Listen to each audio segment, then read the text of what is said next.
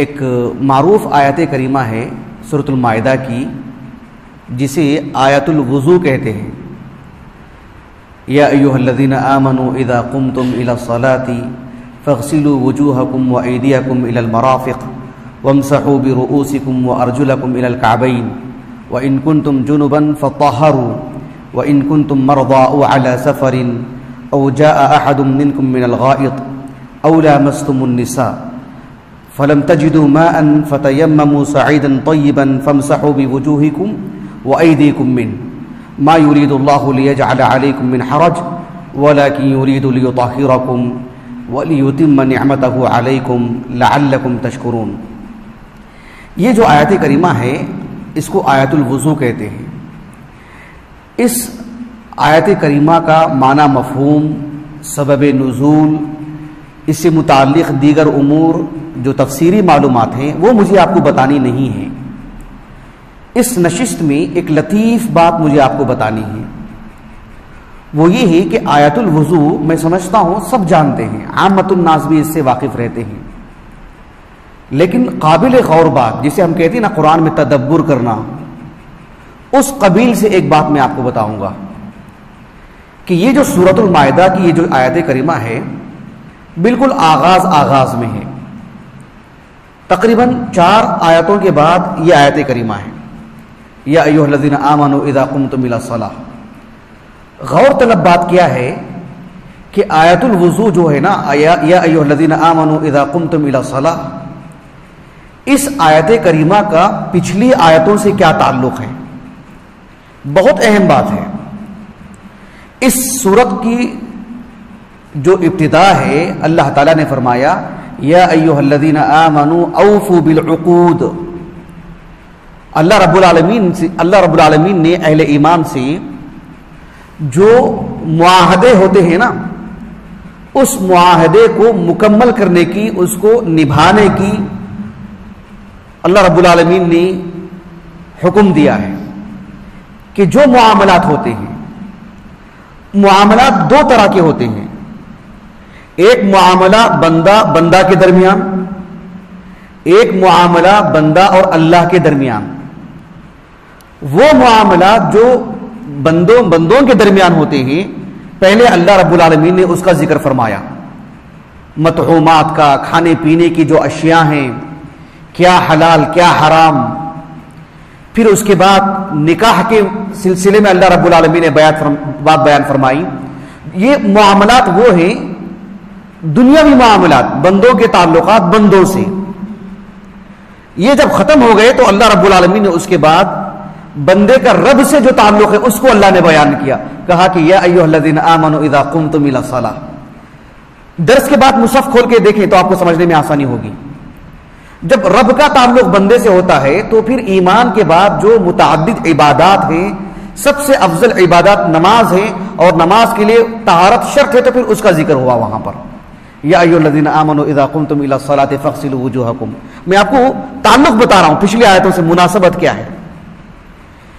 ایک لطیف بات جو مجھے آپ کو بتانی ہے، علامہ فخر الدین الرازی رحمہ اللہ، خراسان کی ایک عظیم شخصیت اپنے وقت کی، لیکن ایک طالب علم پر ضروری ہے کہ ان کی تفسیر اور ان کی دیگر کتابیں، خصوصاً تفسیر، متنبہ رہیں پڑھتے وقت، اہل السنہ کے موقف سے اچھی طرح واقف ہوں تو پھر اس کو پڑھیں سمل کر، پھر بہت ساری مفید باتیں بھی اس سے آپ حاصل کریں گے۔ علامہ فخر الدین الرازی رحمہ اللہ 6ویں صدی ہجری کے ہیں، 606 ہجری آپ کا سن وفات ہے۔ آپ نے جو بات کہی ہے بہت عمدہ، ایمان افروز بات۔ علامہ فخر الدین الرازی رحمہ اللہ کہتے ہیں کہ یہ جو آیت کریمہ ہے یا ایھا الذین آمنوا اذا قمتم الی الصلاۃ، اس سے پہلی والی جو آیات ہیں اللہ سبحانہ و تعالیٰ نے آغاز میں کہا یا ایھا الذین آمنوا اوفوا بالعقود۔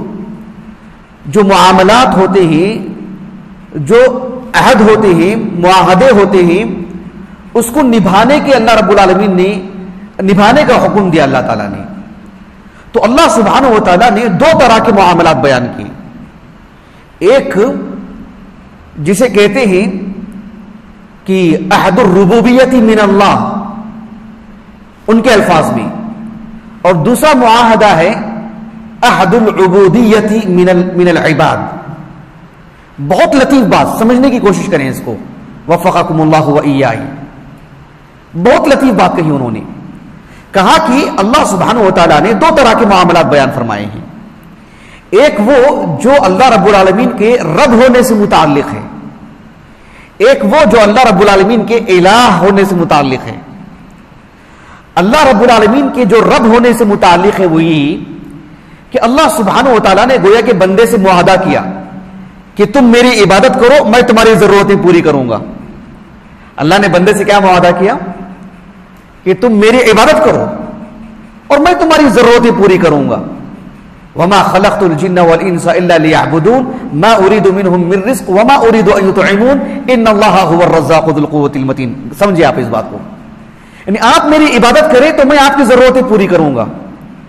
لیکن اللہ سبحانہ و تعالیٰ نے پہلے اپنی عبادت کروانے کی بجائے پہلے بندوں کی ضرورتیں اللہ نے پوری فرمائی. پہلے بندوں کی ضرورتیں اللہ نے پوری فرمائی. اس صورت کے آغاز میں اللہ تعالیٰ نے عقوق کا ذکر کیا، ایک عہد کا جو بندے اور رب کے درمیان ہو رہا ہے. لیکن رب کی طرف سے بندے کے حق میں جو چیزیں ہونی چاہیے پہلے اللہ نے اس کا ذکر فرما دیا. اور وہ دو طرح کی چیزیں جو انسان کو دنیا میں ضرورت ہوتی ہے، عام طور پر دو طرح کی چیزیں ہیں. ایک ہے لذات المطعم، ایک ہے لذات المنکح. یہ علامہ فخر الدین رازی کی زبان میں. ایک کھانے پینے کی ضرورتیں جو انسان کو ہوتی ہیں، اللہ تعالیٰ نے کیا حلال کیا حرام اس کو تفصیل سے بیان فرمائے. اور پھر نکاح سے متعلق کیا حلال کیا حرام اللہ نے اس کا ذکر فرمایا وہاں پر. اور ایک انسان کو نکاح کرنے سے پہلے اس کا پیٹ بھرنا ضروری ہے، تو پہلے اللہ نے مطعومات کا ذکر کیا، بعد میں نکاح کا ذکر فرمایا. جب اللہ تعالیٰ نے بحیثیت رب بندے کی ساری ضرورتیں جو دنیاوی اعتبار سے ہونی ہے کر دی، تو کہا کہ ٹھیک ہے اب آپ میرے سے جو متعلق میرا جو عہد ہے اب وہ پورا کریں. وہ کیا ہے؟ اللہ پر ایمان لائیں، اللہ کے دین کو قبول کریں، اللہ کی عبادت کریں. تو ایسی صورت میں اللہ سبحانہ و تعالیٰ نے ایمان کے بعد کیونکہ خطاب ہی کیا یا ایھا الذین آمنوا سے، کہا کہ اللہ کی عبادات میں سب سے افضل عبادت نماز ہے اور اس کے لیے طہارت شرط ہے. پھر اس کا ذکر کیا اللہ رب العالمین نے کہ اب میرا معاہدہ پورا کریں، اب میرے عہد پر پورا اتریں. یہ علامہ فخر الدین رازی رحمہ اللہ نے بات بیان کی ہے. علامہ رشید رضا مصری رحمہ اللہ کو اصحاب علم جانتے ہیں، اور یہاں جو لوگ بیٹھے ہیں مدارس کے طلبہ، مدرسے جامعہ کے طلبہ، جاننا چاہیے یہ بھی ایک بڑی شخصیت ہے. لیکن یہ سب ایسی شخصیات ہیں جن کی زندگی میں اتار چڑھاؤ ہے، تو پھر ان کو مطالعہ کرتے وقت بہت سنبھل کر کے مطالعہ کرنے کی بات آتی ہے.